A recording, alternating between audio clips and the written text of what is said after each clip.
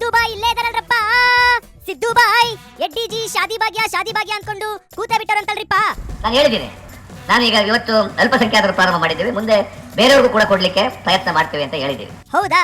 ಈಗ ಎಡ್ಡಿಜಿ ಏನ್ ಕೌಂಟ್ರ್ ಕೊಟ್ರು? ಆದ್ರೂ ಕೂಡ ಇಲ್ಲ, ಈಗಲೇ ಕೊಡಬೇಕು. ಯಾವಾಗ ಕೊಡ್ಬೇಕಂತೆ?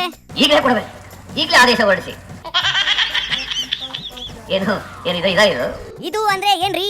ಸರಿಯಾಗಿ ಹೇಳ್ರಿ ಸಿದ್ದು ಬಾಯ್. ಇವ್ರು ಹೇಳಿದ ತಕ್ಷಣ ಮಾಡ್ಬಿಡ್ಬೇಕಾ? ನೀವು ಸಿಎಂ, ನೀವು ಯಾವಾಗ ಹೇಳ್ತಿರೋ ಅವಾಗ ಹಣಕಾಸು ಲಭ್ಯತೆ ಇವೆಲ್ಲ ನೋಡ್ಕೊಂಡು ಮಾಡ್ಬೇಕಾಗ್ತದೆ. ಅದರಿಂದ ನಾವು ಬಡವರ ಬಗ್ಗೆ ಇವರಿಂದ ಪಾಠ ಕಲಿಸಬೇಕಾದಂತ ಅಗತ್ಯ ಇಲ್ಲ.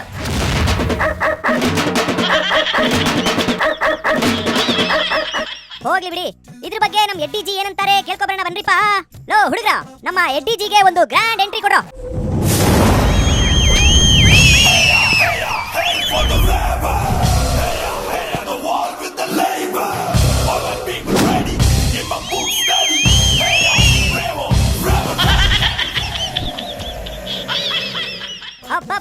ಇದಪ್ಪ ಎಂಟ್ರಿ ಅಂದ್ರೆ. ಸಿದ್ದು ಬಾಯ್, ನಿಮ್ ಬಾಯ್ ಮುಚ್ಚೋಯ್ತು ಬಿಡ್ರಿಪ್ಪ. ಎಡ್ಡಿಜಿ ಹೇಳ್ರಿಪ್ಪ, ಏನ್ ಸಮಾಚಾರ? ಅವರು ರಾಜಕಾರಣಕ್ಕಾಗಿ ಧರಣಿ ಕುಂತಿದ್ದಾರೆ ಹೊರತು ಯಾವುದೇ ಬಡವರಿಗೋಸ್ಕರ ಅಲ್ಲ ಅನ್ನೋ ಮಾತನ್ನ ಪದೇ ಪದೇ ಹೇಳಿ ಒಂದು ರೀತಿ ಅವಹೇಳಕರವಾದಂಥ ಮಾತುಗಳನ್ನು ಹೇಳೋದ್ರ ಮೂಲಕ ಈ ಹೋರಾಟಕ್ಕೇನೆ ಒಂದು ಕವಡೆ ಕಾಸಿನ ಕಿಮ್ಮತ್ತಿಲ್ಲ ಅನ್ನೋಂಥ ವಾತಾವರಣ ಸೃಷ್ಟಿ ಮಾಡೋ ಪ್ರಯತ್ನ ಮಾಡಿದ್ರು. ಹೌದಾ? ಹೀಗೇನ್ ಹೇಳ್ತಾವ್ರೆ ನಮ್ಮ ಸಿದ್ದು ಬಾಯ್? ಬಹುಶಃ ಹೈಕಮಾಂಡ್ ಏನಾದ್ರೂ ಅವ್ರಿಗೆ ಹೋಗ್ತಾ ಇರೋ ದಾರಿ ಸರಿಯಲ್ಲ ಅಂತ ಏನು ಕಿವಿ ಮಾತು ಹೇಳಿದ್ರೆ ಏನೋ ಗೊತ್ತಿಲ್ಲ. ನಮಗೂ ಗೊತ್ತಿಲ್ಲ, ಮುಂದೆ ಹೇಳಿ. ನಿನ್ನೆ ದಿವಸ ಯಾರೋ ಒಬ್ಬ ಸಚಿವರು ಇಲ್ಲಿ ಬರ್ತಾರೆ ಅನ್ನೋಂಥ ಸುದ್ದಿ ನನಗೆ ಗೊತ್ತಾಯ್ತು. ಹೌದಾ? ನೀವೇನ್ ಹೇಳಿದ್ರಿ? ನಾನು ಒಂದೇ ಮಾತನ್ನು ಹೇಳಿದೆ. ಏನ್ ಹೇಳಿದ್ರಿ? ನೀವು ಯಾರೇ ಇಲ್ಲಿ ಬರೋದಾದ್ರೂ ಇಲ್ಲಿ ಬರೋದೇ ಅಗತ್ಯ ಇಲ್ಲ. ಹೌದಾ? ಬರೋದೇ ಬೇಡ ಬಿಡ್ರಿ. ಶಾದಿ ಭಾಗ್ಯ ಯೋಜನೆಯನ್ನು ಎಲ್ಲರಿಗೂ ಜಾರಿಗೆ ತಂದಿದ್ದೇವೆ ಅಂತ ನೀವು ಘೋಷಣೆ ಮಾಡಿದ್ರೆ ಸಾಕು. ಸಾಕಾ? ಇನ್ನು ಏನಾದ್ರೂ ಇದೆಯಾ? APL ಕಾರ್ಡ್ದಾರಿಗೆ ಸವಲತ್ತನ್ನು ಮುಂದುವರಿಸ್ತಾ ಇದ್ದೇವೆ ಅಂತ ನೀವು ಭರವಸೆಯನ್ನು ಕೊಟ್ಟರು ಸಾಕು. ಏನ್ ಮಾಡ್ತೀರಾ? ಎದ್ದು ಮನೆ ಕಡೆ ಹೋಗ್ಬಿಡ್ತೀರಾ? ನಾನೇ ಸತ್ಯಾಗ್ರಹ ಮುಗಿಸಿ ವಿಧಾನಸೌಧಕ್ಕೆ ಬಂದು. ಓ, ವಿಧಾನಸೌಧಕ್ಕೆ ಹೋಗ್ತೀರಾ?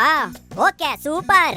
ಮುಖ್ಯಮಂತ್ರಿಗಳಿಗೆ ಸನ್ಮಾನ ಮಾಡಿ ಹಾರ ಹಾಕಿ ನಾನು ಅಭಿನಂದನೆ ಸಲ್ಲಿಸಿ ರಾಜ್ಯ ಜನಪರ ಬರ್ತೇನೆ ಅಂತ ಹೇಳಿದ್ದೇನೆ. ನೀವೇನೋ ಹೇಳ್ತೀರಾ, ಅವ್ರೇನ್ ಹೇಳ್ತಾರೋ ಗೊತ್ತಿಲ್ವಲ್ಲ. ಇಲ್ಲಿ ಯಾವುದೇ ಸಂಧಾನಕಾರ ಬರುವಂತ ಅಗತ್ಯ ಇಲ್ಲ. ಬರೋದಾದ್ರೆ ನೀವು ಮುಖ್ಯಮಂತ್ರಿಗಳ ಸ್ಪಷ್ಟ ಆದೇಶವನ್ನು ತಗೊಂಡು ಇಲ್ಲಿಗೆ ಬರಬೇಕು ಅನ್ನೋ ಮಾತನ್ನು ಹೇಳ್ತಾ ನಾನು ಅದಕ್ಕಾಗಿ ನಾನು ಯಾರು ನಾನು ಭೇಟಿ ಮಾಡಿಲ್ವಾ?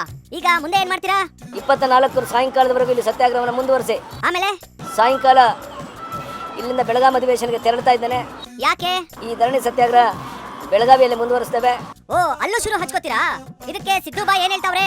ಬಹುಶಃ ಮುಖ್ಯಮಂತ್ರಿಗಳು ಒಂದು ವಿಷಯದ ಬಗ್ಗೆ ಒಂದು ಶಬ್ದ ಮಾತನಾಡ್ತಾ ಇಲ್ಲ. ಯಾವ್ದ್ರ ಬಗ್ಗೆ ಡೀಟೇಲ್ ಆಗಿ ಹೇಳಿಪ್ಪ.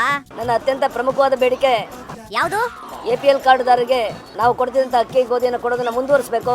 ಆಮೇಲೆ ಆ ಬೇಡಿಕೆಯನ್ನ ನಾವು ಇಟ್ಕೊಂಡಿರ್ಬೇಕಾದ್ರೆ ಅದಕ್ಕೆ ಯಾವುದೇ ಪ್ರತಿಕ್ರಿಯೆಯನ್ನ ಮುಖ್ಯಮಂತ್ರಿಗಳು ಪ್ರಕಟ ಮಾಡ್ತಾ ಇಲ್ಲ.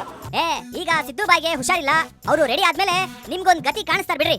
ಆಯ್ತು, ಈಗ ನಿಮ್ಮ ಸರ್ಕಾರದಲ್ಲಿ ನೀವೇನೇನ್ ಮಾಡಿದ್ರಿ ಅಂತ ಹೈ ಸ್ಪೀಡ್ ಅಲ್ಲಿ ಹೇಳ್ಬಿಡಿಪ್ಪ, ಟೈಮ್ ಇಲ್ಲ ನಮಗೆ. ಅದು ಭಾಗ್ಯಲಕ್ಷ್ಮಿ ಯೋಜನೆ ಇರಲಿ, ಸಂಧ್ಯಾ ಸುರಕ್ಷಾ ಯೋಜನೆ ಇರಲಿ, ಮಕ್ಕಳಿಗೆ ಬೈಸ್ಕಲ್ ಕೊಡುವಂಥದ್ದಿರಲಿ, ಪ್ರತಿ ಲೀಟರ್ ಹಾಲಿಗೆ 2 ರೂಪಾಯಿ ಪ್ರೋತ್ಸಾಹನವನ್ನು ಕೊಡುವಂಥದ್ದಿರಲಿ, ವಾಲ್ಮೀಕಿ ಜಯಂತಿ ಘೋಷಣೆ ಮಾಡೋದಿರಲಿ, ಕನಕದಾಸರ ಜಯಂತಿಯನ್ನು ಘೋಷಣೆ ಮಾಡೋದಿರಲಿ, ನಾಡಿನ ಜನ ನೆನ್ಪಿಟ್ಕೊಳ್ಳುವಂತೆ ಅನೇಕ ರೀತಿಯ ಕಾರ್ಯಕ್ರಮಗಳನ್ನು ನಾನು ಮುಖ್ಯಮಂತ್ರಿ ಆಗಿದ್ದಾಗ ಜಾರಿಗೆ ತಂದೆ. ಹೌದೌದು ಬಿಡ್ರಿ, ದೊಡ್ಡ ಸಾಧನೆ ಬಿಡಿ ನಿಮ್ದು.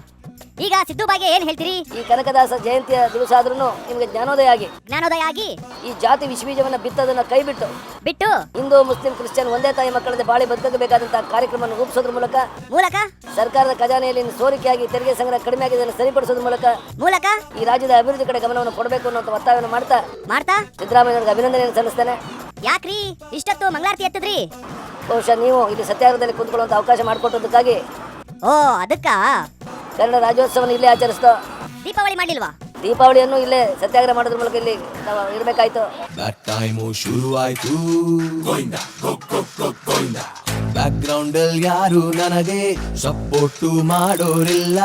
IT BTಗೆ ಹೋಗೋದಕ್ಕೂ ಡಿಗ್ರಿನ ಮಾಡ್ಕೊಂಡಿಲ್ಲ. ಬೆಸ್ಟ್ ಬಾಡಿ ಆಗೋದೆ ಲಕ್ಕು ಇಲ್ದೆ ತುಕ್ಕಾದೆ, ಕ್ಲೀನು ಬೋಲ್ಡು ನಾನಾದೆ, ನನ್ ಕರ್ಮ ಕಾಂಡರ